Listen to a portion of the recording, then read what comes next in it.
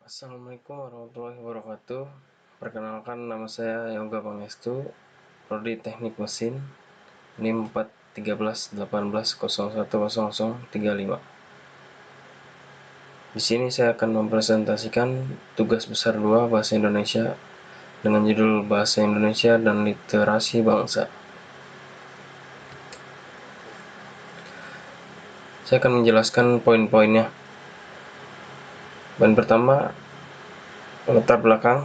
Poin kedua, pembahasan. Poin ketiga, peran bahasa Indonesia meningkatkan kemampuan bangsa literasi. Dan poin keempat, kesimpulan dan saran. Bahasa Indonesia adalah bahasa nasional dan resmi di seluruh Indonesia. Ini merupakan bahasa komunikasi resmi, diajarkan di sekolah-sekolah atau di perguruan tinggi, dan digunakan untuk disiarkan di media elektronik dan digital. Sebagai negara dengan tingkat multilingual atau terutama trilingual teratas di dunia, mayoritas orang Indonesia juga mampu bertutur dalam bahasa daerah atau bahasa suku mereka sendiri. Dengan yang paling banyak dituturkan adalah bahasa Jawa, bahasa Sunda, yang juga mereka pengaruh besar ke dalam elemen bahasa Indonesia itu sendiri.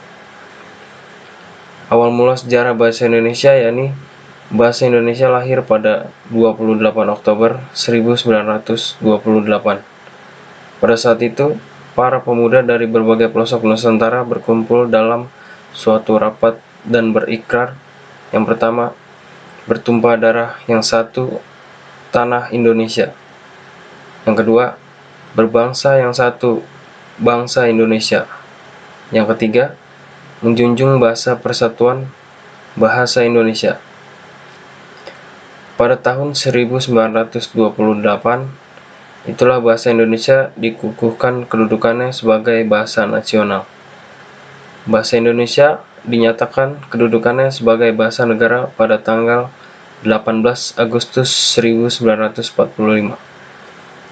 Karena pada saat itu Undang-Undang Dasar 1945 disahkan sebagai Undang-Undang Dasar Negara Republik Indonesia. Dalam Undang-Undang Dasar 1945 Pasal 36 disebutkan bahwa bahasa negara ialah bahasa Indonesia. Lalu dari mana bahasa Indonesia berasal? Menurut keputusan Kongres Bahasa Indonesia 2 tahun 1945 di Medan, bahasa Indonesia mempunyai akar dari bahasa Melayu. Bahasa Indonesia tumbuh dan berkembang dari bahasa Melayu yang digunakan sebagai bahasa penghubung bukan hanya di Kepulauan Nusantara, melainkan di seluruh Asia Tenggara. Lanjut ke pembahasan. Literasi adalah keberkasaran, yaitu kemampuan membaca dan menulis. Budaya literasi dimaksudkan untuk melakukan kebiasaan berpikir yang diikuti oleh proses membaca menulis, yang pada akhirnya apa yang dilakukan dalam proses kegiatan tersebut menciptakan sebuah karya. Tujuan budaya literasi yaitu menciptakan tradisi berpikir yang diikuti oleh proses membaca dan menulis sehingga dapat menciptakan karya tulis ilmiah yang berdaya guna. Pengembangan budaya literasi di dalam rumah dapat dilakukan dengan meletakkan macam bacaan di tempat khusus yang mudah ditemukan dan dijangkau oleh anak.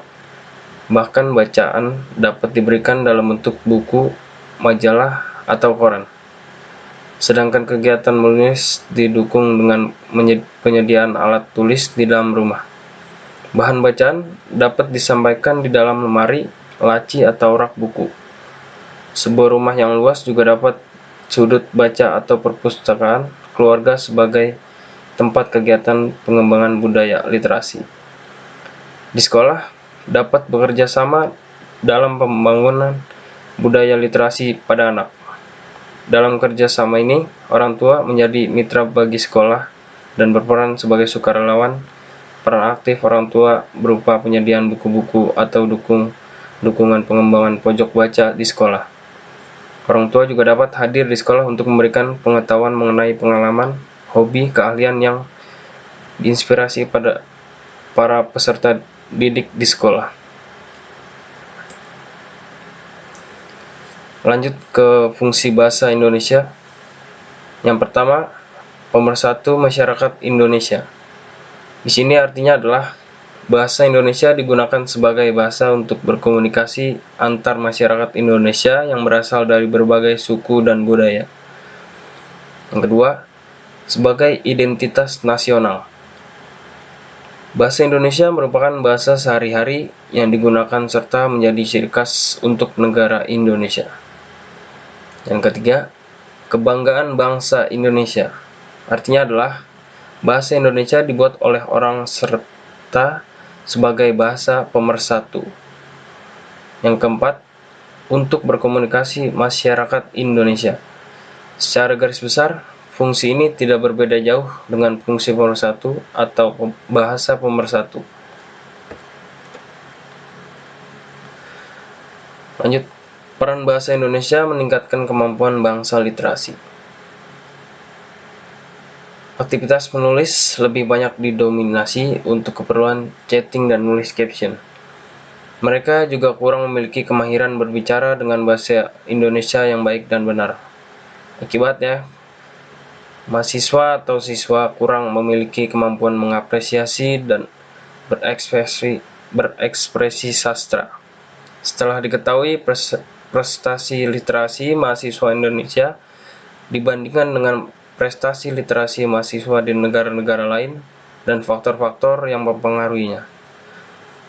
Perlu dirumuskan kebijakan dan strategi implementasi yang tepat untuk meningkatkan daya saing dan keunggulan Indonesia. Upaya meningkatkan mutu pembelajaran bahasa Indonesia bukanlah persoalan yang mudah, karena pembelajaran merupakan sistem yang kompleks. Menurut Richards, 2002, halaman 54, terdapat 4 faktor utama dalam pembelajaran, yaitu sekolah, guru, proses pembelajaran, bisa juga di perguruan tinggi, siswa atau mahasiswa, sesuai dengan sistem kompleks pendidikan dan pembelajaran. Pendekatan sistematik dan sistematik diperlukan untuk mengatasi berbagai persoalan yang ada. Perbaikan pada berbagai komponen pendidikan atau pembelajaran harus dilakukan secara simultan. Bahasa Indonesia sendiri memiliki peran penting dalam bahasa negara, salah satunya pada bangsa literasi. Lanjut. Kesimpulan. Peran bahasa Indonesia sangatlah penting dalam bidang perkembangan teknologi dan ilmu pengetahuan. Karena tanpa adanya bahasa Indonesia, teknologi dan ilmu pengetahuan di Indonesia tidak akan berkembang. Hal itu mengenai perannya sendiri sebagai pendukung berkembangnya teknologi dan ilmu pengetahuan. Literasi sendiri sudah menjadi berkembang di berbagai aktivitas seperti membaca, menulis, berbicara, mendengarkan, dan melihat. Literasi menciptakan tradisi berpikir yang diikuti oleh proses membaca dan menulis sehingga dapat menciptakan karya tulis ilmiah yang berguna. Saran, harapan terbesar menumbuhkan minat bahasa Indonesia pada kalangan masyarakat Indonesia, yaitu untuk mempersiapkan kondisi sebaik mungkin dalam menghadapi era MEA atau Masyarakat Ekonomi ASEAN. Arus globalisasi yang begitu deras harus segera disikapi agar masyarakat kita tidak tertinggal dari negara lain, terutama eksistensi bahasa Indonesia sebagai bahasa resmi bangsa kita. Kualitas suatu bangsa sangat ditentukan oleh kecerdasan dan pengetahuan yang dimiliki sumber daya manusia di dalamnya. Hal tersebut didapat dari sebagai besar ilmu pengetahuan yang didapat.